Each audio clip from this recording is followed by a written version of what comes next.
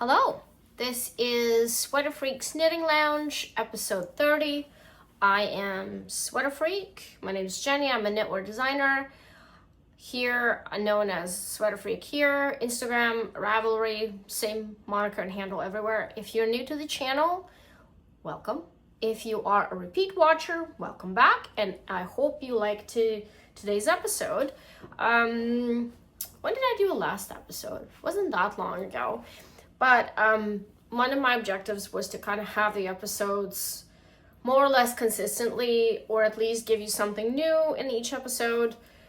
And I think today I have a couple of new things for you, which I think you might find interesting. Anyways, this is the channel where we talk about knitting, designing. Sometimes I review yarn and needles. So if that's your cup of tea, stick around. So today I have a new pattern release for you. I am wearing it right now and I couldn't wait to wear it, couldn't wait to block it, finish it and wear it. This is my Slice of Mosaic scarf. It's not a very big project. It's about 56 inches long and maybe 13 or 14 inches wide. So it's kind of like a small scarf that goes well under a coat or parka, or just, you know, could be worn like this around the house or office or whatever. So it's not overwhelming, and it's worked with 2 skeins of Hedgehog Fibers Tweedy, which is absolutely wonderful yarn, and I had a bit left over because I always adjust my pattern to make sure I have a little bit of leftover, because I'm a tight knitter. A lot of people knit looser, so they use more yarn. So I start with one color and then I do mosaic. I increase, then I do mosaic, and then I decrease with, and I end up with the other color. So I think it's a really good project to start you with mosaic. Like, it could be the first mosaic project because it's not very hard mosaic. It's easy to see if you made a mistake, and I think that's what I was going for. So yeah, by the time this airs, you guys are going to already see, I'll leave the link to the pattern. This uses slip stitch technique called mosaic knitting, and I charted the pattern and I also wrote it out. So if you are one of these people who does not like charts, then you should be totally good, because I did write it out, and I really like how I often use the trick of flipping colors in my patterns. I just love it. It never gets old. So I love the simple patterns. Surprised no one else has used this pattern, but anyway.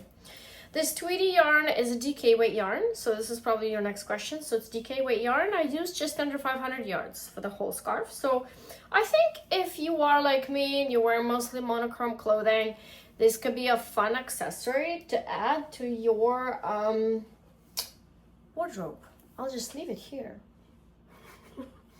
All right, I actually have something else new to show you. I have been, I always love trying new needles and tools, and around March this year, I noticed that Lykke has released, they were talking about how they're going to release a stainless steel needles called Flight. And at a time they said, okay, it's going to be in August. So I waited till August, and they had one thing that they said, they're going to have silver, those coil cords that are swivel, just like Knit Pro does, but they were silver. Everything was just silver, and I wanted those cords, and they said, okay, we're gonna be able to sell those separately as well as sets. I'm not really interested in the needle tips because I don't knit with metal aside from Addie's. Addie is the only needle that's metal that I will use because it's dull, and that's pretty much it. It's dull, and I just like Addie's. I have a soft spot for them, but I find them very easy to knit with. But all the other needles that are super sharp and kind of like look like surgical instruments don't really they don't suit my knitting style, because I use my finger to push and I don't want to pierce my finger. And these ones were extremely sharp. I think that Lykke kind of went for the people that like Chiaogu, and you know, they're trying to get that piece of audience, so to speak.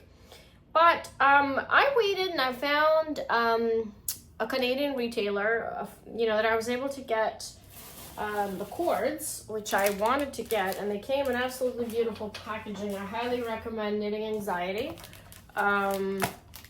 Just beautiful. Look at these cats.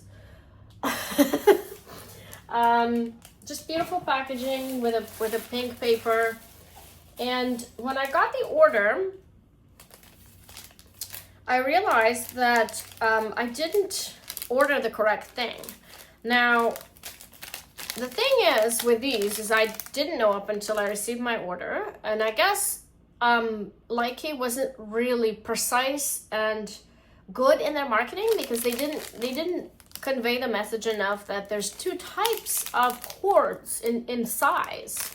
So not only the length, obviously, but the part that goes in your needle is different. So there's mini, which is super thin, and there's regular one, which will fit the Knit Pro needles.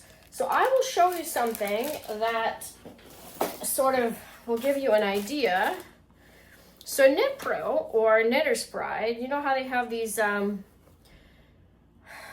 those cords, what are they called? Mindful. Okay, so again, I don't have the tips. I just have the cords, and also these cords that are from Lantern Moon. So they've got this beautiful, you know, memory-free cord, which is a coil, like a metal coil covered in plastic, and same with this. So just a different color. It's the same concept. Now, Lykke went they decided that they're gonna have two sizes of this part here. And when I got these, one of these I can use because it's the same as these guys. But the other two are so thin, and I'm not a sock knitter, and they're so thin that I have no use for them. Like, I don't have anything that I can use this with. Now, I think, is it my fault for ordering the wrong thing? Absolutely. But I also think that the Lykke should have been more clear in their marketing. Another thing I don't really like about these, and I'm going to say this because I have good experience with Knit Pro cords that are thin. Like, they're thin and pliable cords. They're memory free. Look at this cord. It's thicker. The cord itself is thicker, and it's a lot stiffer, you know? I'm gonna have to say I don't like this. I don't like this cord that I can use, and I also don't like the fact that they didn't tell people that there's two different sizes. I mean, yeah, so I'm not my thing. I do like the thinner neck. I don't know what I'm gonna do with this now, but I do like. So I'll just show you the thinner, the minis. They're called minis. So if you're ordering these online, be careful to order the correct size. The minis cords are beautiful. They're thin and nice. Unfortunately, they only go up to 3mm needle, which I don't use. But I don't know what to do now. Should I just buy a 3mm light surgical stainless steel needle just to have something to use these cords with? Because, like, these cords are useless for me. I could use this. I don't want to, but I can. Anyway, I might just stash these to someone who has a use for them. I mean, I think that a lot of people would like them. So I think I'm going to stick with Lantern Moon cables because that's kind of what I prefer. So,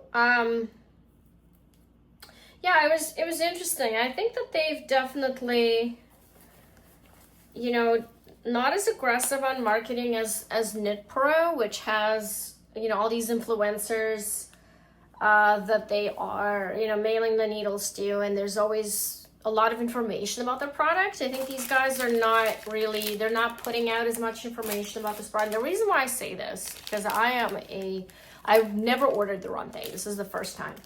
So obviously, if they didn't convey it well enough for me to get that, then they just didn't convey it well enough. Like, I've never ever ordered the wrong thing in my knitting life, and I have a ton of supplies. So yeah, I don't know what I'm gonna do with it. I might have a giveaway. I might just stash it. I'm not sure. I know this is a new product and a lot of people are looking forward to trying it. So I just wanted to give you guys heads up. If you are ordering these, make sure you're ordering the correct size, because the minis go up to 3 millimeters and everything larger is, you know, I don't know, I think they call it standard or something. Anyway, so that is what I got new to show you, and I thought you'd be interested in knowing.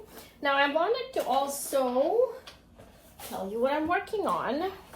This past week I've been brainstorming some ideas for Christmas knitting. I know I'm a little bit late, but better late than never. So I started, this is my 4th attempt, I think, to knit a hat. Doesn't look like much now, from Miss Babs Yowza. I think a lot of you guys have Yowza in your stash, and this is a mini I got, I don't know, a few years ago, because I used to buy yarn on their Christmas sale, and I have some yarn that I still have to work through. I have an idea for a simple beanie number 4 that I'm working on. This is the 5th idea in my head, and hopefully this one's gonna work. And I also, you know, one of my things obviously is I'm trying to knit from stash more. Started knitting from, so I combined this shawl, which is just a ribbed shawl. I went on Arket. Arket is kind of like a, I don't know who they belong to. They're not H&M, but they're kind of like, oh, maybe they are H&M. I'm not sure. They might belong to H&M group. Correct me if I'm wrong, but anyway, they're like one of these medium priced Scandinavian designers, full of, you know, simple clothing and simple accessories. So last year I saw this shawl on their website, which was just a 1x1 rib, a triangular shawl, and I thought, okay, well, this would be something I really would like to have. And I decided to cast on, I made up a DK weight yarn from yarn I had in my stash from before. And what I did, sorry, I'm just grabbing this, is this is my very first color mark purchase from 2010. So I doubled it. So this is a merino cashmere mix. And I also have this yarn, which is alpaca, lace weight alpaca, that's sort of like the same color. You know, when I thought they were the same color. They're very close, but they're not the same color. And together, you know, they form this beautiful fabric. And I thought, okay, well, this is a sign for me to make something. And this is equivalent of DK yarn. And I'm really enjoying knitting this because it's such a versatile color. And for me, I absolutely love baby blue color. I think that, again, it could go with a lot of things in my wardrobe, and DK weight is the weight that a lot of you have in your stash, and I think it could be interesting. I don't really know when I'm going to release this pattern. I'm actually contemplating knitting a bunch of samples in different gauges, but I'm not really sure if I'm going to do that. I don't know. I have to think about that. I'm not really sure if I'm going to do that.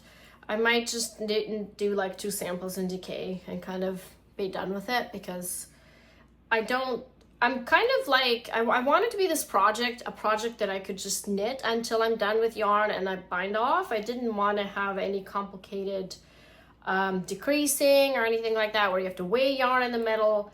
I wanted it to be very, very simple, and you don't really need different samples for that. You know, you could just knit with whatever yarn you have until you're done with yarn, right? I don't know if I'm going to do a different gauge samples. I think I might just release it as a DK weight project.